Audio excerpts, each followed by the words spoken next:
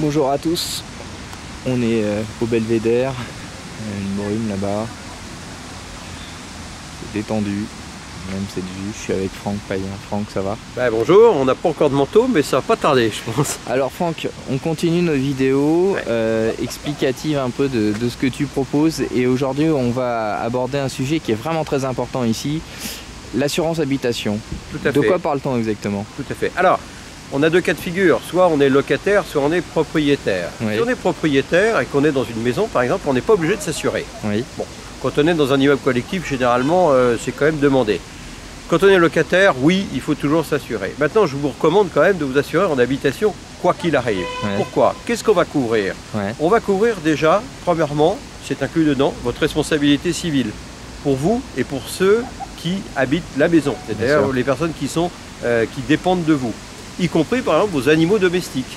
Hein, votre chien fait une bêtise, on va couvrir aussi le chien. Voilà. Donc ça, ce petit préalable étant fait, on va aussi surtout couvrir l'habitation en tant que telle. Donc on va la couvrir contre quoi? On va la couvrir contre un dégât des eaux, on va la couvrir contre un incendie, on va la couvrir contre du vol, etc. etc. Donc ça, c'est extrêmement important de pouvoir vous indemniser si vous arrive quoi que ce soit. Bien sûr. Alors, les principaux problèmes que l'on a sont souvent l'évaluation des biens qu'on a à l'intérieur de l'habitation. Et nous, on remarque au niveau assureur que les gens ont plutôt tendance à sous-évaluer ce qu'ils ont, plutôt que l'inverse. Et oui, parce qu'on dit non mais attendez, chez moi j'ai rien. Ah, très bien, vous avez rien. Écoutez, si vous mettez 10 000 €, oui mais attendez, si demain tout brûle, qu'est-ce que je fais? Il faut que je vous rachète votre canapé, votre lit, vos rideaux, votre garde-robe, votre mis bout à bout à la fin, ça fait des sous. Eh bien, mis bout à bout, ça fait vite des sommes. Donc, elle dit, ah bah oui, effectivement, vu comme ça, c'est peut-être un peu plus. Bon, c'est pas ça qui coûte cher, mais au moins qu'on mette les bons montants garantis, quitte à ce qu'on soit même un petit peu trop, mieux vaut être un petit peu trop haut qu'un peu trop bas. Bien sûr. Voilà, ça c'est au moins, on aura ça. Et puis d'autre part, on ne vous demandera pas toutes les factures. On va souvent travailler sur du déclaratif, si jamais ça brûle.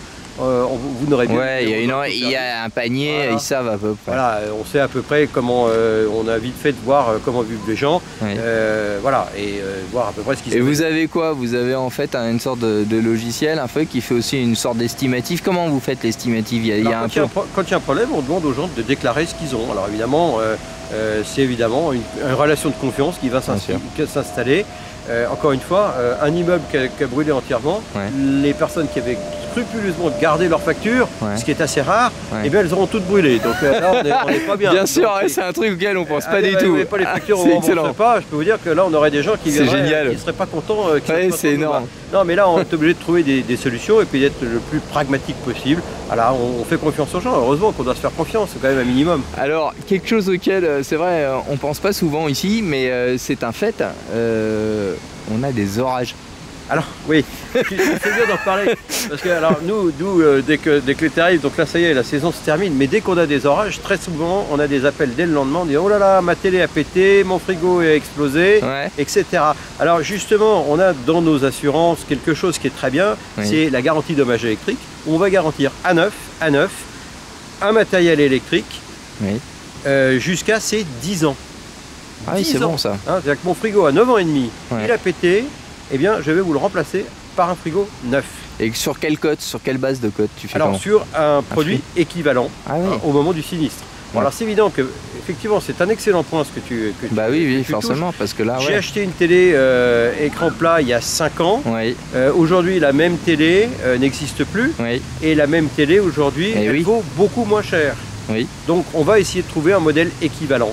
Donc c'est-à-dire que globalement, si on a payé 1 000 € il y a 5 ans, on va essayer de retrouver la même télé. Donc peut-être que cette télé ne coûtera que 500 €. Mais on remettra la même télé. Le principe de l'assurance, c'est de remettre les gens dans la situation dans laquelle ils étaient avant. Bon, voilà. Donc ça c'est une chose. Et puis d'autre part, on a d'autres services qui peuvent être des services associés, qui sont par exemple dans le cadre d'un incendie, perte totale de la maison, par exemple. On a eu ça l'autre jour, un incendie de 350 000 €, on a fait un chèque de 350 000 € quand même, c'est pas rien, mais simplement en plus on a relogé pendant 2 ans la personne, le temps qu'on... 2 ans? Oui, on reloge les gens pendant 2 ans. Ah oui, ça c'est quand même... Eh bien oui, mais quand tu as acheté une maison, que tu as un crédit sur ta maison, le fait que la maison est brûlée, ton crédit ne va pas s'arrêter. Donc comment tu fais? Tu vas être obligé de payer un crédit sur une maison que tu n'occupes plus et en plus de payer un loyer? C'est impossible. C'est insupportable. Ouais. Donc nous on va reloger les gens. Le temps, bon, en général en 2 ans on a le temps de reconstruire la maison. Il faut espérer que ça n'arrive pas jusque là, mais quand ça arrive, eh bien voilà, on peut s'occuper des gens.